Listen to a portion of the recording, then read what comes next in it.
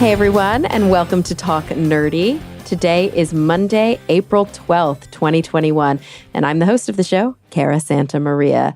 And I want to thank all of you who help make Talk Nerdy possible and who help to ensure that it is 100% free to download. You can do it in a lot of ways. If you go to my website, carasantamaria.com, you can learn about all of them. Of course, you can shop in the Talk Nerdy store. You can rate and review on Apple Podcasts, Google Podcasts, or wherever you download your shows. Or you can visit patreon.com/talknerdy and pledge your support. This week's top supporters include Mary Neva, Michael Gaucher, Brian Holden, Christopher Pitts, Daniel Lang, David J.E. Smith, Dudas Infinitas, June Sapara, Leonard Prince, Pasquale Gelati, Ulrika Hagman, Elise Christie, and Robert Christ. Thank you all so much. All right, let's talk about this week's show. I had the incredible opportunity to sit down with April Falcon Doss. She's the executive director of the Georgetown Institute for Technology, Law, and Policy at Georgetown University. Prior to this position, she spent over a decade at the National Security Agency, the NSA, where she was the Associate General Counsel for Intelligence Law. And she also served on Capitol Hill as the Senior Minority Counsel for the Russia investigation in the United States Senate Select Committee on Intelligence. And you may have seen her on television because she's a regular commentator like on CNN, MSNBC, NPR, talking about data privacy, cybersecurity, and national security issues. So this week, we talk about her new book. It's called Cyber Privacy: Who Has Your Data and Why You Should Care. This is an important one. So without any further ado, here she is, April Falcon Doss. Well, April, thank you so much for joining me today. Cara, it's such a pleasure. Thanks for having me on. Absolutely. I am excited to talk about your new book, Cyber Privacy: Who Has Your Data and Why You Should Care. And I have to tell you, right off the bat, part of the reason that this excites and interests me is because, no lie, only like a few episodes ago, I had Julia Lane on the show to talk about why it's important to democratize our data. And she's somebody who's been working in public service and working in government agencies for decades. And so, we talked a lot about transparency. We talked about data being used for social justice, for representation, for equity. And, but we did also talk about fears around corporate data, fears around government having access to a lot of private information. She talked a lot about de-identification of data and, the ways that government can use data safely. But now we're sort of kind of looking at maybe the darker underbelly of big data, aren't we? Yeah, these are such current and pressing issues. We live in such a data-driven world. We all have smartphones, kind of in our hip pocket or, attached at the hip to our smartphones. And we are all generating just unprecedented amounts of data everywhere we go and everything we do. And the technology is leaping ahead so much faster than ethics and policy and law. And so all of these are huge issues. The topics you talked about with Julia around social justice and disparate impact and de-identification. And yes, absolutely, all of these other issues around the way data gets used by employers, by schools, not to mention social media platforms and apps. And, just sort of this whole data ecosystem we live in that really is challenging our traditional notions of privacy and, what we could and should be able to expect around privacy and security of information about us. Absolutely. When you start your book, one of the first things that you open up with is sort of a general overview of what is data? How are we data? What kind of data are we actually talking about? What exists out there and who has access to it? And as somebody who worked, not just for the NSA, which is a government agency. Is the NSA? Yes, of course, the NSA is a government agency, but also has done some consulting and been working, with other government agencies and worked, in law. And now, of course, are working in education. You've sort of seen this from a lot of different angles and with, I guess I should say, different security clearances. Yeah, and it's such a complex set of issues. There's lots of good reasons for data-driven technologies to exist. There's lots of benefit we get from them, you know, and there are real risks. There's risks to personal autonomy. There's risks in terms of equity and inclusion. There are risks in terms of government surveillance. There's risks in terms of misinformation in the political sphere. There's risks in terms of manipulation of our thought processes and how we approach everything from buying products online to just what we're thinking about because it's popped up in our news feed on social media. So it's such a complicated area. And having had a chance to see it from the perspective of national security surveillance, from the perspective of, working with companies of all kinds that are developing technologies, working, as you said, in academia, this is really a multifaceted set of challenges that affects all of us in our everyday lives in ways that aren't always obvious or transparent. And so we're going to definitely dive into those different ways. I think that's so important. One of the things that I think would be important right off the bat is to talk exactly about what we mean when we say data. I let's say, for example, just watched a brilliant documentary that was done by Independent Lens that came out on PBS recently, or wasn't done by Independent Lens, but it was distributed by Independent Lens. Called Coded Bias, and it was all about facial recognition and AI and the ways that bias within the algorithm, these algorithms being often written by overwhelmingly white men in the field, now it's not able to read Black faces very readily, what happens downstream with policing, with, the Justice Department. And so, this is an example of a very overt, a little bit dystopian, or I should say a lot dystopian, but a very overt version of data. My own face. My face is my data. It's how I'm recognized in the world. But there are much less overt versions, right? There are little bits and pieces of data that exist all over the planet that we don't even know we're sort of giving out. Yeah, that's really true. And that's why I thought it was so important in the book to kind of start with that foundational piece of what kinds of data are we talking about. And so some of the key kinds of data certainly include all the biometric information that you've pointed to. So facial recognition, gait recognition, we can be identified as individuals from the way we walk. Right, I know, it's crazy, isn't it? DNA technology, right? 20 years ago, the Human Genome Project was a moonshot. Nobody knew how hard it would be to sort of map the human genome. Now, for $100, we can send our cheek swab away to a commercial DNA testing service for genealogy and sort of hobbyist kind of purposes. But that data lives somewhere and can be tracked and managed. Um, all of our all of our all of our online activities certainly are an important part of this picture, and some of it, we kind of think about. I mean, we know that our location is tracked by our phones, and we know that data lives somewhere, but maybe we're not as mindful of things like cross app leakage of data, the cross app and cross platform sharing of data. So all of our online search history and our online purchase information and our location data. And I'm glad you pointed to the bias issues because those are really important.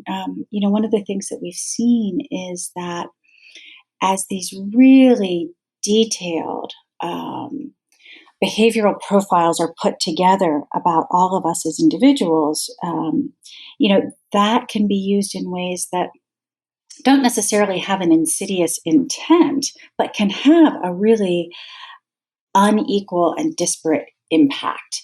I hope we get to talk a little bit about that too, because in some cases the challenge is not in the individual pieces of data, but in the ways that they're collated, and the ways that they're used to predict our behavior, and the ways that that gets monetized, and what that says about incentives to keep us on platforms, to, sort of, it feeds into a whole host of real social challenges, from conspiracy theories to misinformation, and in terms of just the data about us, there's been research showing that essentially, for with a certain number of clicks, Facebook knows us better than our own family members and partners know us, right? Which is kind of chilling, right? And there's benefits that come from it in some respects. Some people love the convenience of advertising that is specific to their interests.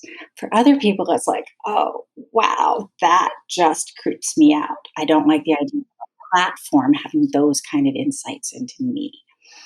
And right now, it's very hard for people, I think, to sort of to get enough clarity on how their data is being used to be sure that they are or aren't comfortable with a particular facet of that use, if that makes sense.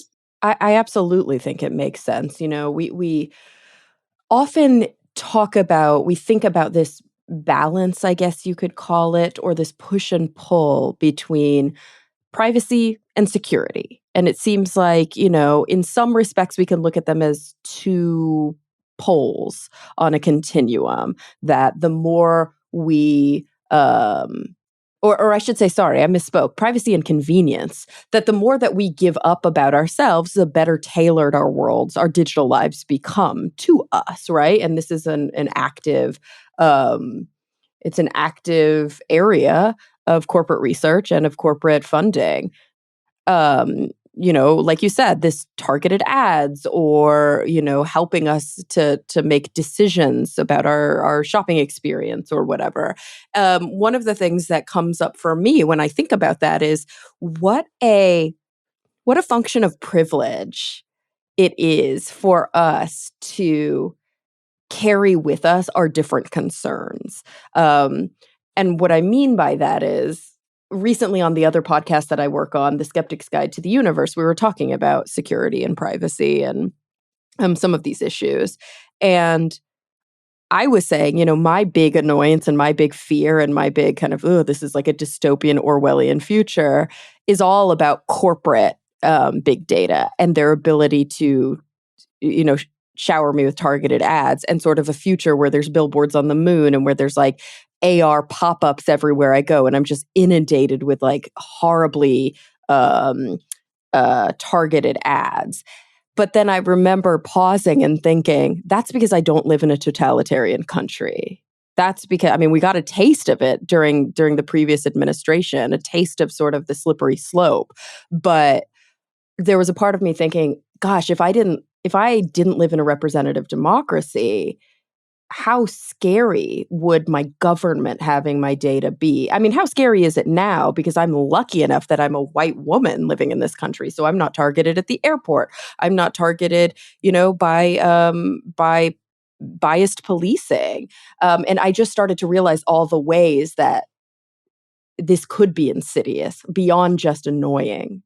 Yeah, absolutely. And, I'm so glad you mentioned both privacy and security and privacy and convenience, because, at its heart, right, privacy is always something that lives in balance with other equities or interests or rights in society, right? And there's nothing wrong with that, right? And you can talk to any 10 people, in casual conversation, and if you ask them, what do you think is the right balance between privacy and security, all of those 10 people might put that right balance somewhere else on a continuum, right? From, emphasizing privacy to emphasizing security. And same thing with privacy and convenience. And those are absolutely the right, kind of policy arguments to be having, as a society. Where do we want to be on these things? But I think that, my motivation in writing the book was that, just getting back to these kind of first principles ideas, that it's really hard in a landscape where the technology changes so quickly for people to even have a good sense of exactly what's at stake in order to kind of have that informed personal opinion about these things. And so, you mentioned privacy and security in the kind of the totalitarian context. And, we can look at China and the social credit system and the really intrusive mechanisms for digital surveillance and see a really stark example of just how dystopian or oppressive things can be. And that goes from, cameras that are, tracking people who are jaywalking and using that to diminish their social credit score, which has impacts for whether or not you can get certain jobs or go to certain schools or get approval to travel, right? To drone surveillance over protests, to at the extreme, the corralling of people of Uyghur Muslims in camps, right? And of course, there's lots of internet censorship there, right? And so we see, and to censor social media platforms in China, of course, you have to be monitoring social media platforms, right? And so you're absolutely right. That kind of surveillance, thankfully, is not something that we have in the U.S. It's not something that, any of the Western democracies have. But the reason we don't have them is because we've made a decision that, is a matter of values, right? That's antithetical in a Western democracy. So what that means is all of us, living in a society where we can, protest against overreach by government and, reach out to our local or state or federal officials and say, we're not comfortable with this.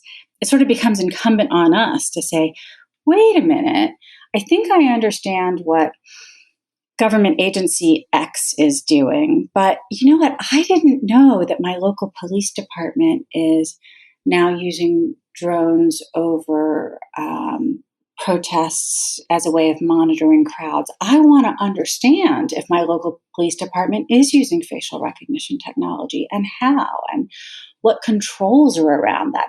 Who can access that data? What purpose can they use it for? What checks are there on how it gets used? Those things start to become really, really important. And there's so much variation right now in how these issues around data are handled, from one city to another, one state to another, and differences among federal agencies in how well managed and controlled that is. Yeah, you make so many important points here that I think sometimes when we think about government collection of data and utilization, we go to the China model, we go to North Korea, and we immediately equate that with our own model. So we go, okay, what does the federal government know about me, and what do they not know about me? What do they have in some big registry somewhere, and what don't they? But you're right, the really kind of insidious or concerning um, collection, and sometimes collection is not the problem, right? Because it's like, okay, so there's all this data, maybe it's identified, maybe it's de-identified, sitting in a vault somewhere. I remember watching a Frontline episode years ago about post 9/11 data collection and how there was no way to tag it, how there was, it was just a really disorganized, like there was so much data being logged that our servers couldn't handle it, and there's no way to really mine it in a successful or appropriate way. So I think the funny thing is we think about, the federal government has eyes on everything and the federal government is big brother, but really state and local policies are the ones that are probably affecting us on a more meaningful level, right? And that, in some cases, that is absolutely true. And it's funny; it varies so much. So, I had spent a long time in the intelligence community, and because there had been a history of overreach by the intelligence community, basically from World War II into the 70s, there were a series of intelligence community reforms that happened in the mid 1970s that led to a whole structure of, statutes and courts and executive orders. And there are some really well articulated rules for what the federal government through the intelligence community can collect and how they can process data and what they can do with it. Now, not everybody agrees that those rules are set in the right place, but at least there are a really clearly defined set of rules. At the state and local level, when it comes to policing, or when it comes to things that security agencies often think of as intelligence, right? They're trying to be proactive about terrorist threats or some other kind of threat. And that could be domestic terrorism as well as international terrorism, right? Right. And sadly, sometimes that's miscategorized as things like social unrest. Exactly, exactly. And so without that history of really stringent oversight, it can just vary widely, again, from one jurisdiction to another on a local level. And the other thing that is really a challenge in the federal area, really federal and state, is the use of data for not just purposes of analysis, but for purposes of prediction and purposes of making determinations around things like entitlement to benefits and things like that. So, for example, where we see data being used as part of predictive algorithms by parole boards who are trying to predict which inmates are going to be recidivists if they're released on parole, what we find is that actually those algorithms are less accurate at predicting recidivism rates than human parole board members. But there's this mystique about the fact that a computer did it. You know what I mean? And so people kind of buy into, oh, well, the computer says, right? And so we're seeing predictive algorithms used, again, just in the government context for things like determination of benefits for certain scope of healthcare services where that is Medicare funded. There's lawsuits ongoing about that right now, where people have had their home health care reviewed by an algorithm and their benefits cut. So does that make sense? Does it not make sense? So there's a lot being done with these kind of behavioral predictions that really raise a whole host of questions when they're used by government. And of course, when they're used by the private sector as well. Yeah, and so I think the private sector is an area I really want to get into. Before I do, though, I think I just want to reiterate or kind of continue that conversation about what you just mentioned, which brings up a lot of, I think my most fundamental concerns, which is that as we know, algorithms and even artificial intelligence, it's developed by people. Yes, we know that neural net technology is really interesting because it's sort of a black box and we're unsure how it reaches its conclusions, but we still know that the programmatic language that starts these sort of runaway algorithms and the data that goes in is developed by humans, and humans are biased. And we know that for the 400-year history of occupation of this land, the stakeholders have been straight white men. We know this. And when we look at the data, when we look at the research, we know that the straight white men who are doing the programming, who are in positions of authority and power to say, this is what I think matters for this equation, what we end up with very often is, as you mentioned, these biased outcomes that oftentimes target disproportionately poor Black and women, poor Black individuals and women, other ethnic minorities as well, LGBTQIA minorities. And it's really unfortunate to see that a system that is meant to increase social justice oftentimes does the opposite.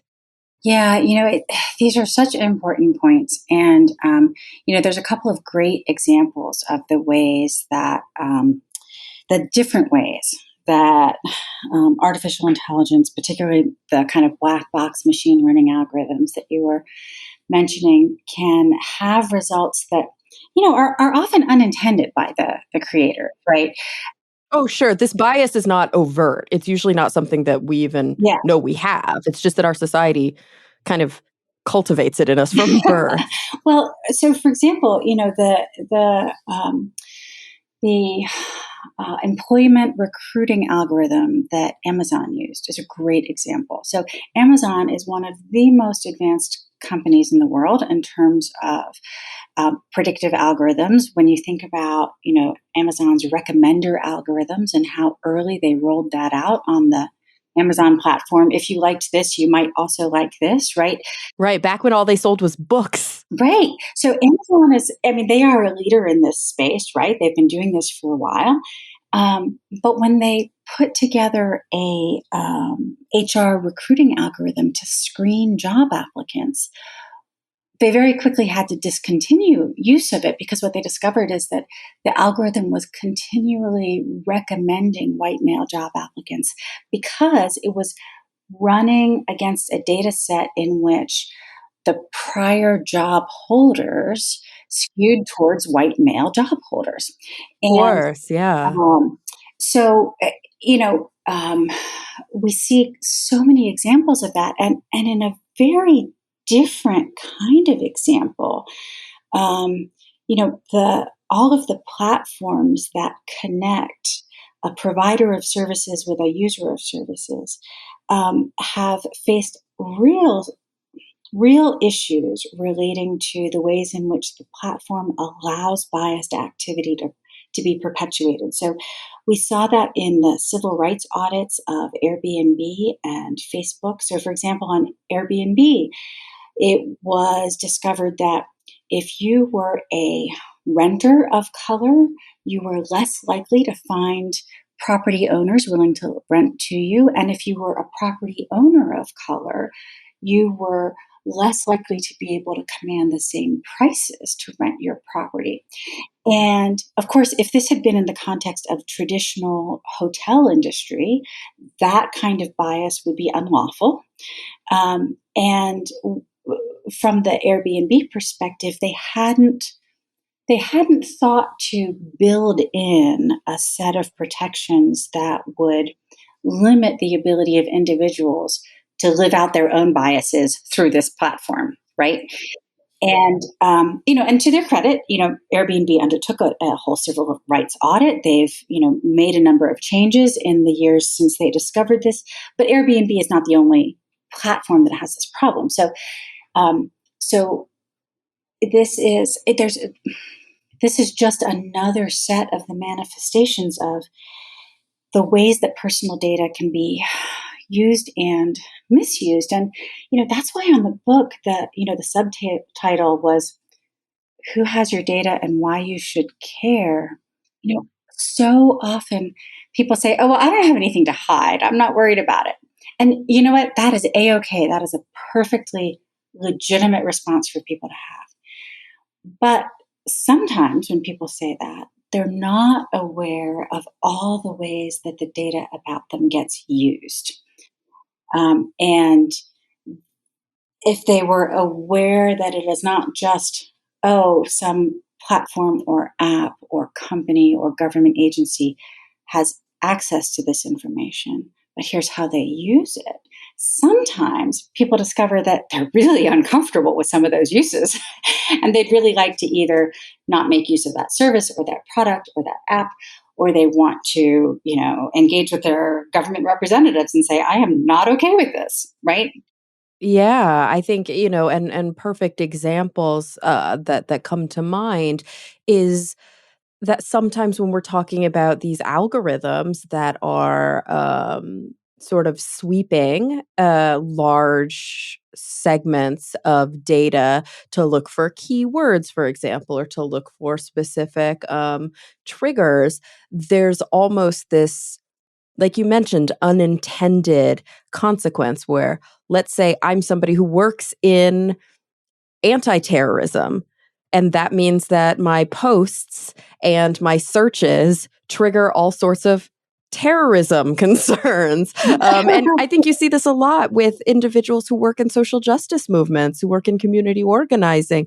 I've actually seen situations where before a job, I had to submit to background search, and I always elect to get the data. I want to see what they see. So they send me a packet of screen caps, usually of my social media activity, and it's littered with curse words, or it's littered with, what the interesting thing is, they'll pull triggers like atheism, or like gay, lesbian, bisexual, transgender, and they'll pull these things as if it's hate speech, or as if but really, obviously, for me, it's always advocacy, it's allyship, it's open forum discussions about important social issues, and it's just bananas, the terms that are baked into the algorithms that trigger these dings. And so it's like, yeah, you say, I have nothing to hide. Of course not. I'm an upstanding citizen who pays my taxes and who engages in the political process, but I'm also progressive, and I also care about social issues, which means I'm going to end up on some watch list somewhere.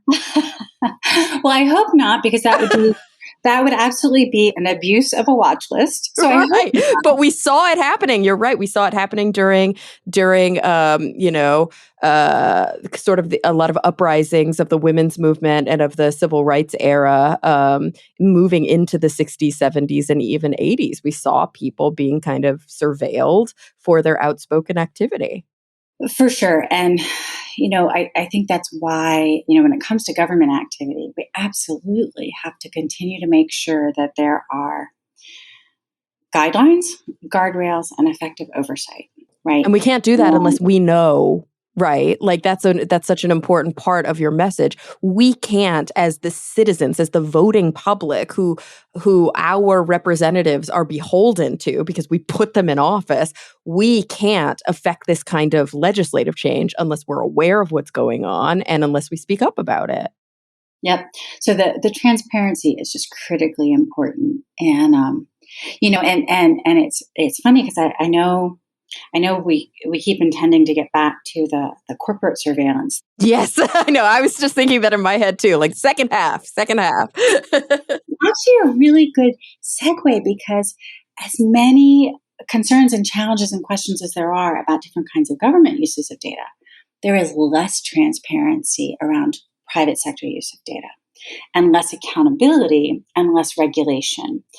And, we had sort of a period of, 20 or so years of kind of culturally in the U.S., sort of having this love affair with Silicon Valley, right? They look at all this innovation and these great new things, and all of which is valid, right? There's tremendous innovative energy, and tremendous conveniences and things coming out of the tech sector in the U.S. and elsewhere.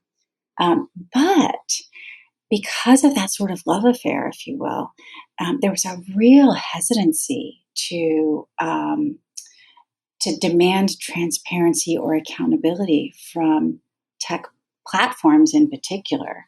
And so we really see that now with the scale, just the sheer scope and breadth of Facebook, of Google, of Amazon, of Apple, right? And they all have taken somewhat different approaches to privacy. But it's no surprise that we now have these really hard conversations around: have these tech giants gotten too powerful? Do they need to be broken up? Is the way in which they keep us a captive audience really corrosive to society? I mean, we saw the insurrection at the Capitol on January 6th that was fed in part by social media disinformation. We see, the anti-vaxxer, campaigns spreading like wildfire in the midst of a pandemic. And where are they spreading? They're spreading on social media platforms. Why? Because, on a big social media platform with these incredibly detailed profiles of each of us as individuals, it is easy to target in a very specific way messages that are likely to keep our individual eyeballs on screen. That's financially advantageous to those platforms. And, just like the old news adage used to be, if it bleeds, it leads. Now it's, if it enrages, it engages. Yeah. Oh, you're so right. Yeah. So what gets fed to us, whether it's from a foreign adversarial government like Russia trying to influence the 2016 presidential election, or whether it's just advertisers or influencers, right? What pops to the top of our feed in all of these platforms is the stuff that is incendiary, because that keeps us on screen. And that is having such a set of corrosive impacts. And it starts with our personal data. It starts with knowing, April is going to she's going to go down a rabbit hole. If you pop up this video and this video and this video, April will go down this rabbit hole. Cara will go down this rabbit hole, because this is what April cares about, and this is what Cara cares about, right? This is what April's personality is. This is what Cara's personality is. So it's really, it's so much more than just, oh, I don't have anything to hide. It's, how am I being manipulated for somebody else's purpose, whether that's political or financial or whatever. It's even more subtle than I think we often give it credit for. Like we might say on Facebook or on Instagram, well, I'm not actually clicking through to these things. I'm just scrolling. And it's like they can tell how long your eyes are on a certain part of a page. And that's something that I think we often don't realize. There are surveillance techniques that are built in that are really sophisticated. And so we might think we're giving information, oh, I have control over what information I'm giving because I don't click on X, or I'm not actually, finishing the transaction. I'm just, opening the pop-up to learn more. It's like, yeah, they know that. They know that. And it's funny because talking about this sort of transition from government and government power and concern to corporate America, and how much less oversight there is, how much more kind of power in some ways they have. I keep going back. I've just been on a documentary kick lately. I say that about myself, but I watch documentary. This is just my life. It's not a kick. Like, I'm a documentary fanatic. And so I go back to this coded bias. There's a point in this doc where this researcher not turned activist, but researcher and now also activist, named, what's her last name is Bwolamwini. What's her first name? She's so incredible. I highly recommend people look her up. Joy Bwolamwini. She's a computer scientist at MIT, and she's kind of one of these people who discovered, like, ooh, this algorithm not working in my favor because I'm a Black woman, but when I put a white mask on, it recognizes me, which is crazy. But so she's testifying before, I can't remember if it's Congress or she's testifying before Congress, and everybody's going, this is insane. I can't believe this is happening. We need to put a stop immediately to the government activities that are collecting the data. And she's like, oh, by the way, let me tell you about some patents that Facebook and Amazon own. And that's when they're all like, oh, no. Like there's this light bulb moment where it's like, oh, what we're doing at the level of the federal government doesn't hold a candle to what's happening within these large multinational corporations, where it's very difficult to put the brakes on this kind of activity. And where, not only is the utilization right now really sophisticated, but the patents that are held and the research, it's so much farther in front of any sort of regulation we can imagine. Yeah, it really is. And, and there's, again, so many dimensions to it. So, for example, some of what we saw in the 2016 election cycle on Facebook with the Cambridge Analytica scandal was that Facebook had allowed Cambridge Analytica to load an app that people could sign up for that was, depending on what version you saw, either this is your digital life or this is my digital life. You do this fun little personality test. People do these things because they seem fun. Yeah, and it's like a quiz, like a BuzzFeed quiz. And it's like, meanwhile, let's see what we're taking psychological data on you right now. Exactly. Yeah. And this particular app also provided data on every user's friends. So, 250,000 people agree to use the app, and Cambridge Analytica ends up with data on 87 million people. And part of what they did with that data was this whole personality analysis along the ocean characteristic of traits, right? Openness, neuroticism, and so forth. So when people like the trolls working in St. Petersburg for the Russian intelligence services, right, were looking to target divisive political messaging to Americans. They could say, aha, I want to target this message to people who have more of an authoritarian streak. I want to target this messaging to people who have more of a progressive or a streak or a libertarian streak or whatever. Because and there's no restrictions against the use of personal data that way, whether it's done by a platform itself or by users of a platform who are trying to build a following, who are trying to attract members to a group, who are trying to attract paid advertising, and Or who are trying to influence an election. exactly.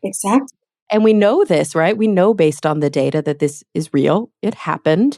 There were, these groups of people outside of the country, specifically in Russia, but we know that there were outside, influences actively trying to influence the election. And it wasn't one way either, was it? Like, I think we often talk about, this push for Trump, but what really was happening was that there was disinformation flying in all directions with all different types of biases, kind of willy-nilly, just to sow division. That was the important thing, to sow division. That is 100% correct. And so there were groups that were masquerading as being affiliated with Black Lives Matter, but were really, these Russian trolls, right? There were groups that were masquerading as being affiliated with sort of immigration hardliners or gun rights groups in the U.S., but were actually Russian trolls. And we saw it again in the 2020 election cycle. Where platforms would routinely make announcements that they had taken down a whole network of inauthentic actors or trolls from, that were believed to be affiliated with the Iranian intelligence services or Russia or North Korea or China. And so actually our personal data, I think, is going to be a huge sort of battlefront, if you will, in the culture wars, in political processes, in democratic discourse, and the thing that many people don't appreciate. We all like to think of ourselves as reasonably intelligent, as critical thinkers, as all that stuff, right? And what the research shows is that even if a message is completely preposterous, clearly false. Yeah. Like Hillary Clinton eats babies. Right. If we hear it repeated, we genuinely start to think it sounds more plausible. We see this with QAnon. Exactly. It's amazing. I'm watching this Cullen Hoback documentary about it right now on HBO, and it's bananas how easy it is to hook, line, and sinker a clearly obvious conspiracy that there are people who literally believe in this cabal that eats babies in order to get the blood of the youth to feed their political power. I mean, it's crazy, and yet lots of very normal and non-psychologically ill people believe in this. Right. And, Facebook's own research, internal research showed a couple of years ago that, 2/3 of people who joined extremist groups on Facebook went down that path because Facebook's own algorithms was recommending extremist content to them. So, interestingly, when it comes to this kind of thing, there is some movement at the federal government level to really try to take a closer look at what sorts of regulations might be needed. Everything from, again, breaking up the tech companies, because think about it for a minute, right? Suppose that you want to use a search engine that provides you with greater privacy, or you want to have a cell phone device that provides you with greater privacy, or you want to use apps, social media apps that will give you greater privacy protections. There's very little competition, partly because the big companies have sort of gobbled up all the competition as it's come along, right? Yeah, isn't this not supposed to don't we have, like, antitrust? Like, is it like, it's so strange that there are these monopolies, like, Facebook and Instagram are the same company. That's right. And Like, we don't think about or Google, Google owns so many other companies. So we've got Facebook, we've got Amazon, we've got Google. Between the 3 of them, I mean, we don't really have any other options. well, that's right. I mean, and so traditionally, antitrust law in the U.S. So it's supposed to do two things. It's supposed to foster competition, and it's supposed to protect consumers. And traditionally, the consumer protection piece of that was looked at in terms of pricing, because the expectation was that if a company owned a monopoly, a railroad company or Standard Oil or any of the big, sort of behemoths of the late 1800s and early 1900s, if they owned a monopoly, that would drive up prices for consumers. And instead, what we see in this digital economy is, the old adage, if you're not paying for the product, you are the product. And so Yes, this is such an important point that I think we need to dig deep into because I've heard this. You obviously know this. I'm not sure if that's common knowledge that you actually are the product when you're engaging in a free app like Instagram, for example. that's right. The way that Facebook is making money off of Instagram is Facebook is using all of my minutes on Instagram to serve up paid advertising from companies who think I might be interested in their products. And there's nothing inherently nefarious about this, right? I mean, again, some people like having the targeted advertising, and for advertisers, social media platforms are a great way to reach consumers. And this is a model, to interject, this is a model that we sort of understand and we respect at its core. So look at my podcast, for example. I'm able to look at some basic demographic data of my listeners. I know what percentages male, female, and non-binary, or prefer not to answer. I know, generally speaking, the age range of my users, whether they're listening on an Android or an iPhone, for example. And because of that, when I sell ad space on my podcast, I can say, okay, I'm going to sell this ad that's very science heavy, that, generally targets men, or that, has these sorts of baked in interests. And it's probably going to reach more ears on my show because, this is my audience, for example. Sadly, I'm trying to get more women to listen. Come on, women. Come on with me. You realize that, like, I only really interviewed women lately on the show. Come on, why? But anyway, so, and this is sort of, we know that this was the television. That was its model. It's like, I have to sit through some ads if I want to get this free content. It's a trade-off I'm willing to handle. But the issue was, before, you weren't really learning much about me. You were, it's like a little something here, Nielsen ratings maybe, or, like I said, this basic analytics that we have of, like, what's your gender if you're willing to tell me. But I didn't know your personality, and I didn't know the personality of all your friends. That's a totally different level of invasiveness and targeting that, that's where our ears are kind of perking up now. That's right. You didn't have all of my online purchase history, my online search history. I mean, I think a lot of people don't realize that even if they don't have a Facebook account, Facebook knows a lot about them because there are so many web pages with Facebook third-party plugins. And so it's really hard to escape this level of really detailed behavioral data gathering, whether it's being done by the big platform companies, whether it's being done by data brokers who then sell this data for all kinds of purposes. And so, so back to your question about where's antitrust and all this? Like, don't we have laws against this, right? Is there is starting to be a recognition that a negative impact on privacy is something that the law probably needs to be taking into consideration, that consumer protection shouldn't be looking solely at consumer pricing.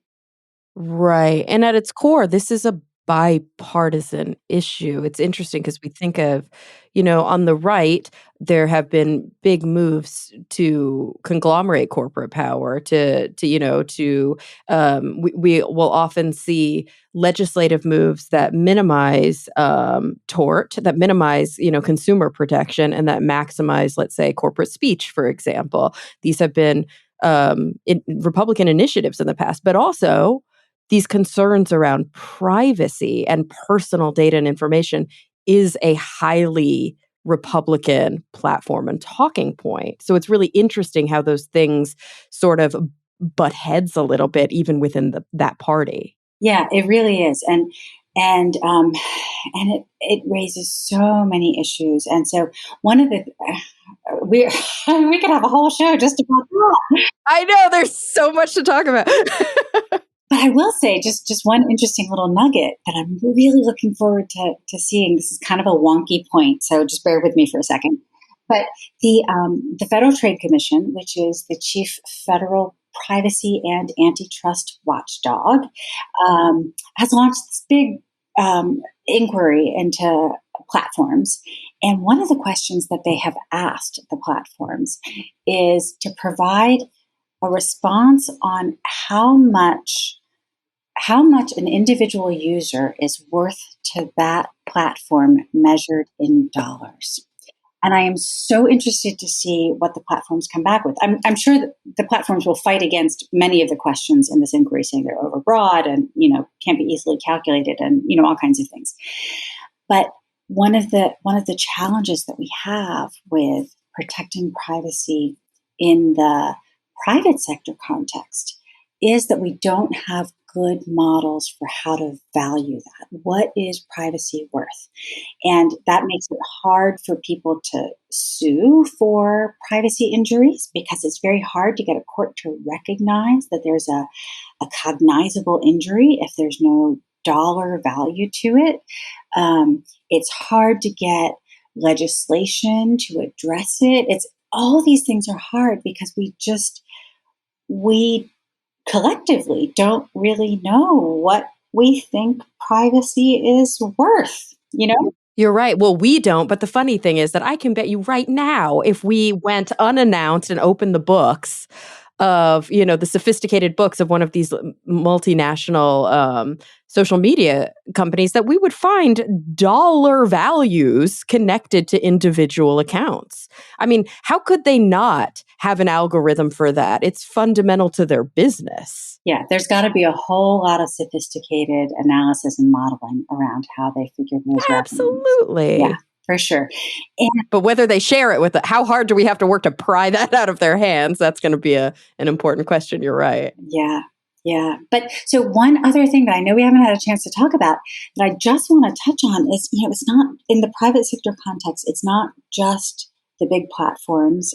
That's certainly a whole set of concerns. But one of the other areas that, I touch on in the book is this way in which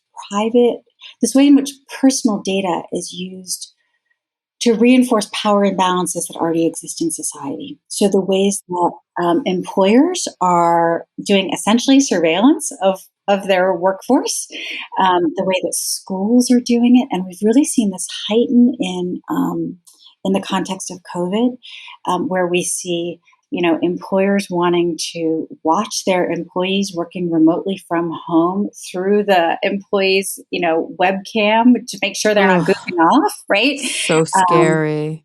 We see employers using, ID badges or other kinds of gear in the physical workplace that tracks where the employee is every moment. I mean, how long you spend in the bathroom and whether or not you made a call and whether or not you raised your voice when you were talking to a customer, right? In the school context, we have, all kinds of issues relating to proctoring of online exams. We have facial recognition technology being used in schools. We have people attempting to use surveillance cameras to predict who might become a school shooter. Again, the predictive stuff is always really fraught with potential bias and error. And of course, we also see all these power imbalances relating to stalkerware, revenge porn, deep fakes, which tend to be used in very gendered ways, right? And so there's lots of ways that we see personal data getting used to kind of reinforce, again, these power imbalances that can exist either between individuals or between an individual and an entity, like an employer or a school. Yeah, that's an important point to make, that this is happening not just at the individual level, but at the community level, at the corporate or the kind of employee-employer level, and at the level of government. You know, it's a sort of multi-tiered problem that sometimes is overt, like in the example of revenge porn. There's intent; it's obvious and clear what's happening, and sometimes it's completely under the radar, and it's not intentional at all, but the consequences remain the same. Yeah, and so even something as simple as the fact that, you know, employers will routinely expect their staff to, have either have a company provided phone that they should keep on them at all times so they can be checking email. Well, that's tracking your location, right? Or there's maybe an app that you're required to use for your employment, and it's tracking your location, and that's on your personal phone. And I mean, there's so many dimensions to this. And again, it's not that any of these things is inherently so nefarious that it should simply not happen at all. It's that in many instances, the technology has leaped ahead so quickly that it's hard for individuals to really kind of have good transparency into exactly what data is being collected about them, how it's being used, what the implications of it are, and whether in a particular instance they either might want to object to that or opt out of that or make some different set of choices. And that's really I think for all of us kind of in our day-to-day lives, one of the big challenges that we have. Right, and I mean, I think that leads me to kind of the penultimate question here, because we're coming up on the hour, and I always close with the same closing two questions, which I want to get to, but I think the important thing to kind of end on is, so what do we do about this? Because oftentimes I think the fear is that we're being asked to make a decision between our left and our right hand when both of them are tied behind our backs. My employer says, you've got to carry this phone. I can't afford my own phone. Well, that's the phone I'm going to carry. Instagram says you got to click this box to use the service. Well, really want to use the service. It's, fundamental to my job, or it's fundamental to my social life, or whatever. I'm going to click the box, and I'm going to give away a lot of these things, because opting out sometimes isn't an option, because opting out means giving up the conveniences, or sometimes the fundamental actions in our life that we need because of our position in the social strata. Yeah, absolutely. And I think there's sort of two answers to that. One answer is where we have choices and about what we engage in, and the other is where we have choices about what advocacy we might undertake. So where we have choices, so I think it always starts from just kind of information, right, and having a sense of what's at stake. And again, different people will hear about different things. Some people are really passionate about government, the guarding against government abuse. Some people are really passionate about guarding people in the workplace or in the school and context, right? So all of these different interests are important and valid, and people will care differently about them. So where we have individual choices, right, where I have a choice, I want to start a small business. Am I going to have a page on Facebook, or am I going to set up a website? And what does that mean around who I can reach and how I can do it? My employer wants me to carry a phone. What range of choice do I have, right? The first thing is where I have choices, understanding what the implications for my privacy and other rights are, and whether I'm comfortable with the choices, the range of choices in front of me. And then second, where I don't realistically have a choice about what device or platform I use or how my data is collected. Then I think it becomes a second kind of choice, which is what kind of advocacy do I want to engage in? Which issues do I care enough about that I want to reach out to local or state or federal representatives, that I want to be part of a public interest group, that I want to get engaged in some kind of nonprofit organization that's doing advocacy. And again, not everybody's going to care about all issues equally, but voices matter, and we've really seen a shift in how the tech sector's responsibilities are starting to be viewed in these areas.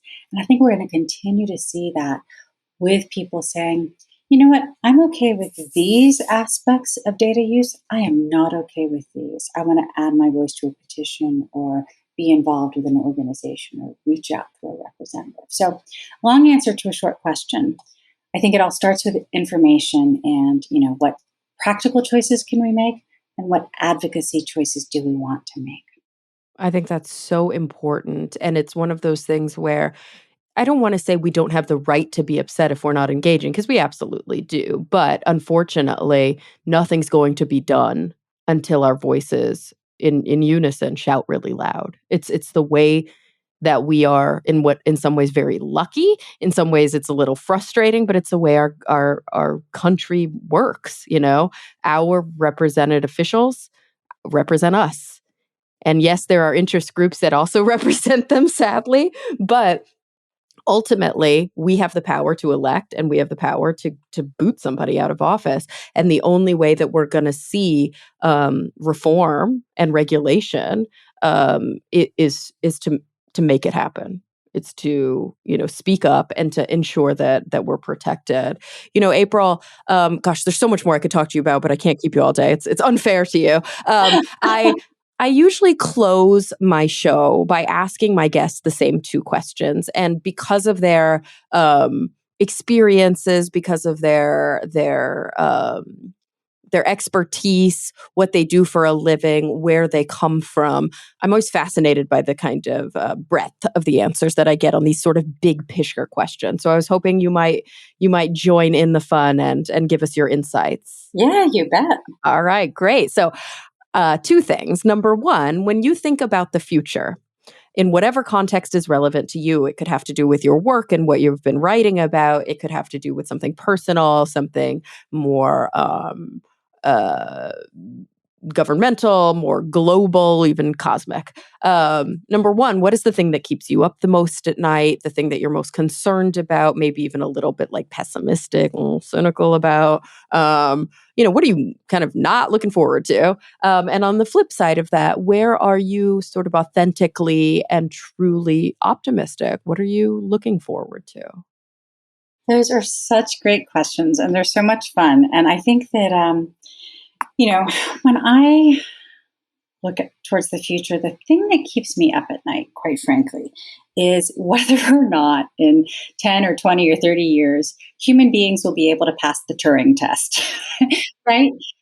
Because the ways in which our data and algorithms that run across them can be used to shape our thinking and behavior do create a real risk that we could unintentionally cede a lot of personal autonomy and dignity and just personhood to kind of living in a created environment where the things we think about are the things that we're prompted to think about by an algorithm that says go think about this, right?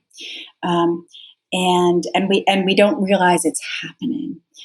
So certainly I worry about a surveillance state and all that kind of thing, but I worry even more about the extent to which core issues of personhood and autonomy and self-determination can be undermined by these technologies. On the hopeful side, what I see is that the heart of humanity still lies in creativity. It still lies in those kinds of inspiration and Oh, inspiration is really the best word for it, I think. That seems inherently human in nature. That, whether you think of it as deriving from the soul or from some essence of humanity, however you conceptualize that I think is something that even the most sophisticated AI is never going to replace. I certainly hope not. I mean, AI I guess, could be the modern version of, monkeys sitting down at a typewriter. You have enough of them for long enough, they write Shakespeare, right? But I think there is still something inherently and intrinsically human and organic that that we connect with. And so my hope is that as we continue down this path of all of the blessings and challenges of technology, right? All the great opportunities and risks, that we stay very grounded in what is organic, what is inspired, what is inherently creative. To you know, put it in different words, I guess, the things that we connect with when we're out in nature and off the grid, right? Um, and I think there is a hunger for that. I think actually the climate crisis is causing us to really reckon with just how vital the natural world is. And I hope that that serves as a really effective counterbalance to the allure of the digital world. Hear, hear. Well, everybody, the book is Cyber Privacy: Who Has Your Data and Why Should You Care by April Falcon Doss. April, thank you so much for joining me today. Oh, thank you, Cara. It has been such a pleasure. Oh, I've learned so much from you. And everybody listening, thank you for coming back week after week. I'm really looking forward to the next time we all get together to talk nerdy.